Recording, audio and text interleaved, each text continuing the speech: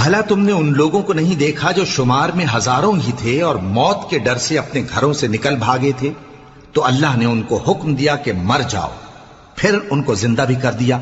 کچھ شک نہیں کہ اللہ لوگوں پر مہربانی رکھتا ہے، لیکن اکثر لوگ شکر نہیں کرتے۔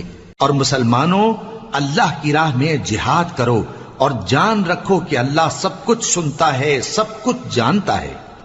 کون ہے کہ اللہ کو قرض حسنہ دے کہ وہ اس کے بدلے اس کو کئی گنا زیادہ دے گا؟